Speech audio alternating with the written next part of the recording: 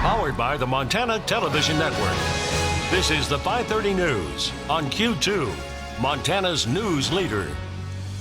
Good evening, everyone. Thanks for joining us tonight. I'm Jeanelle Slade. As coronavirus restrictions begin to lift, a look back and a peek forward in the state's most populated county. Has Yellowstone County done enough to keep COVID-19 at bay? And as we move forward, will residents continue to follow state and county steps to keep it that way? Well, we are getting some answers to those questions tonight and some thoughts about what might lie ahead as we transition to whatever the new normal looks like. Q2's Russ Riesinger joins us now from the newsroom tonight with some answers. Russ. Well, Jeanelle, we've certainly seen a lot of County Health Officer John Felton this month, a month that in many ways, well, kind of feels like it lasted 4 or 5 months. But as we head into May, here's what the County Health Director is saying about the progress we've made and what could lie ahead.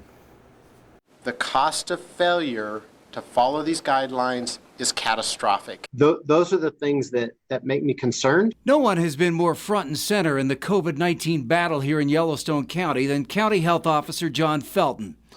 We've learned a lot about how to limit the spread of the virus. And Felton says the social distancing that most of us have now become accustomed to has worked. Yellowstone County began April with 30 cases of the coronavirus and added another 50 cases in the course of the month. 2 people died. I think Billings and Yellowstone County have done remarkably well. There's certainly a few people who think it's too much and have objected, and that is, we're still Americans, we still get the right to disagree. Businesses which had been closed began opening this week. Restaurants, bars, and casinos followed this coming Monday. We won't know the effects of the first phase of reopening for 2 to 3 weeks when we start seeing, when cases start to come out. So it takes some time just because of the incubation period for the disease, but there's no timeline on it. And I know people really want a timeline, but pandemics just don't work that way. They kind of go at their own pace. As for what might be ahead as we turn the calendar to May, Felton had this to say. I think at the end of May, we'll still have a lot of cases. We'll be still working on contact tracing. We'll still be gradually moving back towards what we used to think of as normal. The new normal will be here. I think we won't be doing a lot of large group things at that point. It's really important for people to realize that this is a stepwise approach back to a new normal. Felton says another important thing that we've learned during this month has been that we can all come together if we share a common vision, and we can make some amazing results out of it. He says most of us have been doing our part, and that it shows in the low number of cases and hospitalizations so far here. Jeanelle? Q2's Russ Riesinger, thank you so much. Now, family members of the first Gallatin County victim to die from COVID-19 are now telling his story. Bill O'Connor, a longtime elementary school teacher in Livingston who had since moved to Bozeman, died Monday morning after battling the virus for 3 weeks. Family members also tell MTN News that O'Connor's wife, Donna, had recently recovered from the virus. O'Connor taught for 30 years and still helped from time to time at the schools with maintenance. In just days, a GoFundMe page set up for O'Connor's wife and family has raised more than $14,000. Well, Montana adds 2 new COVID-19 cases, bringing the total of confirmed cases to 453. The latest positive results include the first case in Fergus County and the 8th case in Park County. But Fergus County officials tell us tonight that the man in his 40s has actually been out of state for an extended period of time, acquired the disease out of state, and has not returned to Montana. As of tonight, the state reports 61 people with active coronavirus and 5 are in the hospital. Although it's not needed right now, a training project now has the National Guard building a 90-bed surgical medical facility right here in Billings. If it was ever needed, the beds would be for non-acute and non-COVID patients from Montana and across the region. The Guard has built similar projects in the state and around the world. It gives the soldiers and airmen a chance to use their Guard training as construction engineers. This is a very high morale project for them. They see the value for Montanans. They are Montanans. They're helping their neighbors. They're getting to use their special set of skills that is not always used in the off-season or annual training season. And so this is them helping their neighbors. They're using the skill set that they have learned, that they've dedicated their life to helping their neighbors. So they're very excited about it. Now, the plan is to finish the project in 14 days, furnish it, tear it down, and then reconstruct it at a different location. Well, you can add another 10,000 Montanans to the list of people filing for unemployment. Today's U.S. Department of Labor report shows unemployment claims in Montana are more than 96,000 for the week ending April 26th. Across the U.S., that total has reached more than 30 million in just the past 6 weeks. According to the U.S. Tax Foundation, Montana has an unemployment rate of 13.9%, the highest in the region. North Dakota is at 11.4%, Wyoming at 7.1%.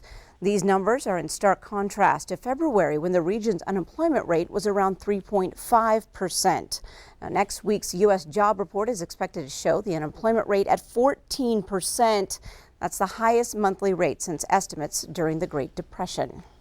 Well, for the first time since the stay-at-home closure started, tennis courts are open here in Billings. Crews have put up nets on all the city Billings courts. Now, the courts can now be used for tennis and pickleball. According to the county health office, reopening is okay if protocols are followed by the governor's directive on outdoor recreation. Now, there must be 10 or fewer, a 6-foot separation, and frequent sanitation. Now, Park Superintendent Mike Pigg says many parts of the parks are open. However, playgrounds and some restrooms remain closed.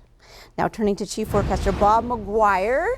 And that warm weather has blown in a possible thunderstorm tonight. That seems to be the case. The Storm Prediction Center said today, let me show you, we're looking at basically a marginal risk of severe thunderstorms for southwestern Montana, and it was supposed to arch all the way over into south central Montana, including Billings. East of here and north of here, it was just non-severe thunderstorms. Let's check in with the Doppler radar right now. And as you can see, we do have some showers moving in. They're following the jet stream. But right now, it doesn't look that bad. Check this out. As we take a look at the Beartooth Mountains, you can see there's a little light rain moving in there, but nothing really big and bad and severe. We see a few towering cumulus clouds between Harleton and Roundup, but for the most part, those seem to be going around the Billings area. Over here by Idaho, looks like some big cells there. The stuff with the blue, that is hail tracks, and that seems to be heading its way towards the Yellowstone National Park, but so far those storms have been falling apart by the time they get to the park. So it looks like the big storms tonight in Montana, the stuff coming out of Helena and Toston, probably going to head, or Toston I should say, starting to head towards Lewistown. These guys seem to be doing an end run around the Billings area. So here's what we're looking at, some storms moving in later tonight, but then they just kind of fall apart by the time they get to Billings. We'll have more in your forecast in a few more minutes. All right, thanks, Bob.